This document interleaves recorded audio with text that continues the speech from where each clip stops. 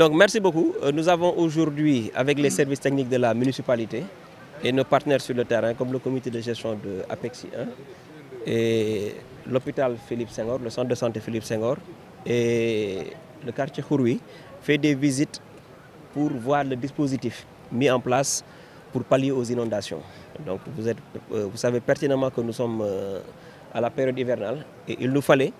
mettre un dispositif, le vérifier et maintenant après les premières pluies, bien que nous prions pour qu'il n'y ait pas d'inondation, qu'on puisse évaluer ce qui a été fait. Donc cette année nous avons fait des investissements conséquents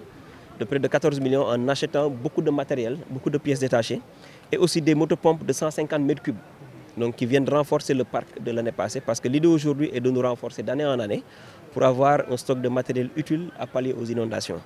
Donc nous avons démarré par le centre de santé Philippe Senghor où nous avons positionné un groupe de 500 mètres cubes donc avec l'existant qui nous permettra naturellement en cas d'inondation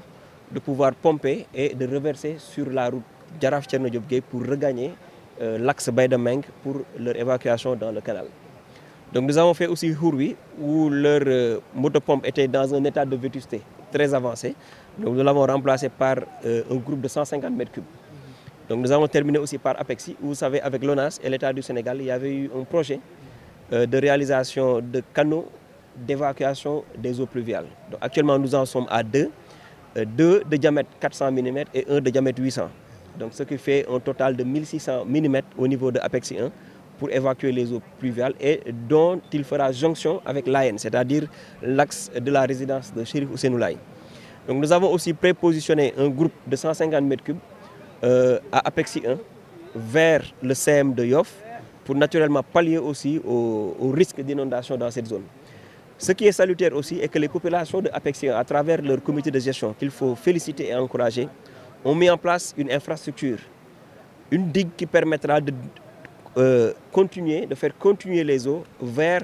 les deux tuyaux de 400 mm et le tuyau de 800 mm. Donc ça nous permettra naturellement d'enrayer un risque au niveau des habitations mitoyennes. Et naturellement, c'est un acte citoyen qui a été fait par les populations qu'il faut souligner. Et nous les encourageons vraiment dans cette dynamique. Et nous demandons à tous les autres quartiers de Yoff,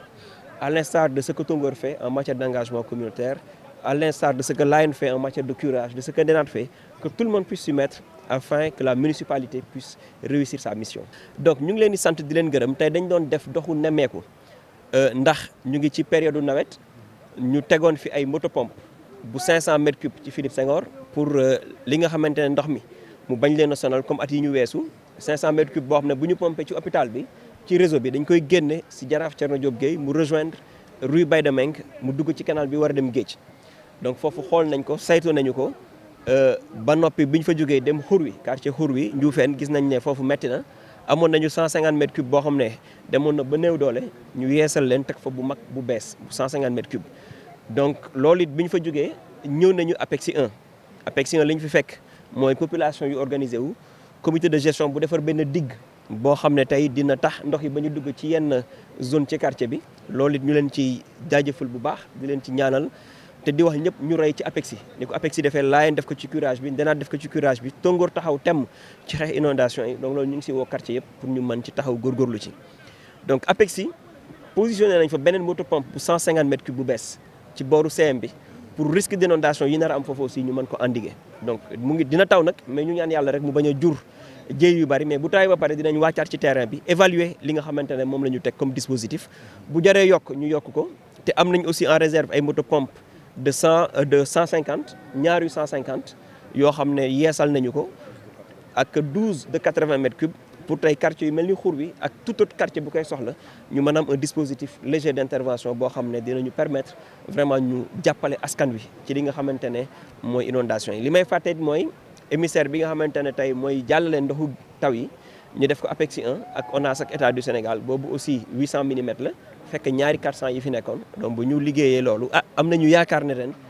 jafe-jafe inondation dina wàññeeku si Yoff waaw ren moom investir nañ presque lu toll ci fukki millions ak ñeent donc par marché li taxoon mu yéex sax loolu la parce que procédure yi ñu topp dafa bari donc ba alhamdulilah tàmbali nañu livraison yi jënd nañu petit matériel yu bari jënd nañu tuyauterie yu bees jënd nañu aussi ay motopompes yu bees pour naturellement soulager population ci li nga xamante ne mooy taw bi